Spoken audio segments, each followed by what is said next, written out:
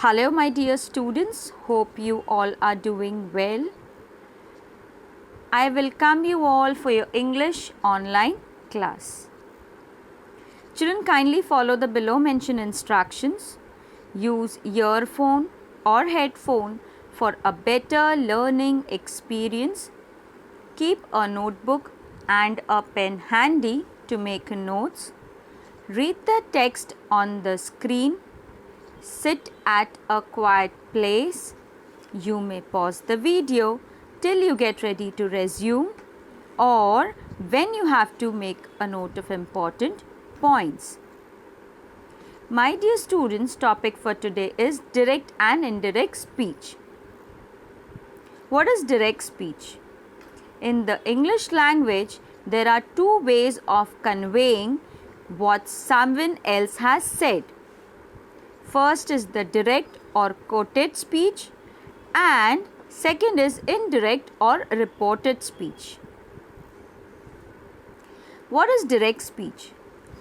Direct or quoted speech involves quoting the exact words uttered by the person within inverted commas or quotation marks. For example, Annie said, "I will be coming home tonight." Now, what is indirect speech? Indirect or reported speech, on the other hand, does not have to be within quotes or reported word to word. In fact, unless one is relaying the exact words spoken, one should never use quotation marks. For example, she said that she would be coming home that night. Indirect speech of exclamatory sentences. Children, what is exclamatory sentence? Sentence which expresses state of joy or sorrow or wonder is called exclamatory sentence. For example, "Hurrah! We won the match." "Alas, I failed the test." "Wow, what a nice shirt it is." To change such sentences, the words exclaimed with joy or exclaimed with sorrow or exclaimed with wonder is added in the reporting verb depending upon the nature of exclamatory sentence in indirect speech. So let us practice direct speech when we convert it into indirect speech. Okay? He said, "Hurrah, I won a prize." So when we convert it into indirect speech, it becomes, he exclaimed with joy that he had won a prize. She said, "Alas, I failed an exam." Now, the indirect speech for this sentence is, she exclaimed with sorrow that she failed in the exam. John said, "Wow, what a nice shirt it is." When we convert this sentence into indirect speech, it becomes, John exclaimed with wonder that it was a nice shirt. Indirect speech of imperative sentence. Children, tell me, what is imperative sentence? A sentence which expresses command, request, advice or suggestion is called imperative sentence, right? For example, "Open the door." "Please help me." "Learn your lesson." To change such sentences into indirect speech, the word ordered or requested or advised or suggested or forbade or not to do is added to reporting verb depending upon nature of imperative sentence in reported speech. Clear? So let us understand it through examples. Here again I have drawn a table of direct speech and indirect speech. Okay? The first sentence says, He said to me, please help me. When we convert the same sentence into indirect speech, we say, he requested me to help him. You understand, children? Okay. She said to him, you should work hard for exam. The conversion becomes, he suggested him to work hard for exam. They said to him, do not tell a lie.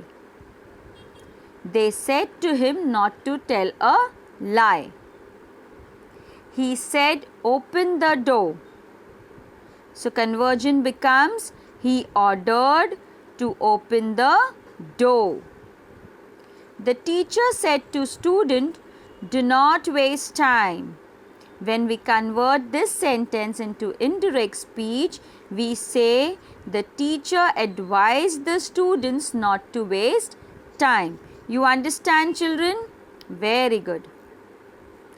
Now, indirect speech of interrogative sentence. What is interrogative? Interrogative is a question asked, right? So, for changing interrogative sentence into indirect speech, we have to observe the nature of question and then change it into indirect speech according to its rules for indirect speech. Okay? A question can be of two types. Pay attention to what I say, children. One type which can be answered in only yes or no. Other type which needs a little bit explanation for its answer and cannot be answered in only yes or no. For example, they said to me, did you go to school? So the conversion of the sentence into indirect speech will become, they said me if I had gone to school. You understand? Okay. How do we change direct speech to indirect speech? Now pay attention, children. How to use reported speech? When we use reported speech, we are usually talking about the past. What is past? Which is already happened, which is gone, right? Therefore, verbs usually change to the past tense in reported speech. For example, am or is become was, are becomes were, have or has becomes had, can or can't becomes could or couldn't, will or won't becomes would or wouldn't. You understand? Tense change in indirect speech. Pay attention, children. When the sentence is in present simple tense, it gets converted to past simple. So if the sentence in direct speech is written in present simple tense, so when you convert that particular sentence into indirect speech, it will become past simple. Similarly, present continuous tense will get converted to past continuous. Present perfect tense will be converted to past perfect. Present perfect continuous into past perfect continuous. Past simple into past perfect. Past continuous into past perfect continuous. Future simple, that is will become would. Future continuous, that is will be, will become would be. Future perfect, that is will become would have. You understand? Okay. Change in time and adverbs in indirect speech. Now children, pay attention to this. Today changes to that day or the same day. Tomorrow changes to the next day or the following day. Yesterday changes to the day before or the previous day. Next week, next month or next year will change to the following week, month or year. Last week, month or year will change to the previous week, month or year. Now or just changes to then.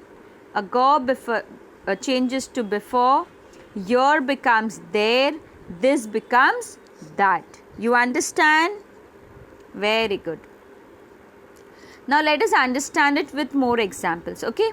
So stop talking, Joe, the teacher said. So when we convert this sentence into indirect speech, we will say the teacher ordered Joe to stop talking. Second such example is Cecilia said, I will never forget this holiday. So the answer is Cecilia confessed that she would never forget that holiday. Sentence number 3 says, Dwayne said, I have always loved cricket. So the answer is Dwayne admitted that he had always loved cricket. Okay? Children, let's have a quick recap of what we have learned today. Okay? So we have learned direct and indirect speech. So what is direct speech? Direct speech involves quoting the exact words uttered by the person within inverted commas or quotation marks. What is indirect speech? Indirect speech does not have to be within quotes or reported word to word. In fact, unless one is relaying the exact words spoken, one should never use quotation marks. You understand, children? Very good. So here comes the home assignment. Okay. So I have given you 5 sentences. I am reading it for you. Kindly pay attention. You need to write it in your English grammar notebook. Okay. Sentence number 1 is, it's a matter of great importance. The visitor insisted. The guard stated, there is nothing I can do about it. Candy said to Cynthia, when I saw my cousin, he asked me how you were. Sentence number 4 is, Jenny said to Michael, I can't understand why you are so excited. Sentence number 5, Benny advised Matilda, wait for some more time. Okay, children. So here comes the most important slide of our lecture, the most important part of the lecture. In fact, I may even say the objective of our lecture. So what is our objective? We all want to speak English fluently, confidently, without making grammatical errors. So for that, we have adopted 2 activities. That is, one is spoon feeding. Teacher gives words, teacher gives meaning. You just need to frame sentences in your own words, right? Activity 2 is quite challenging, wherein you need to find words, find meanings for it, and then frame sentences. Right, children? But then believe you me, if you're following this activity sincerely, you are no way far in speaking good English. So let's discuss the words. Azure. What is azure? Azure means bright blue. Outset means beginning or start. Assured of. It means sure of. Okay? Clear, children? Very good. So in our next lecture, we will be learning writing skills, and in writing skills, we will be learning report writing. Okay? So thank you so much, my dear children, for your time and attention. God bless you all. Stay healthy, stay safe, take care. Bye-bye.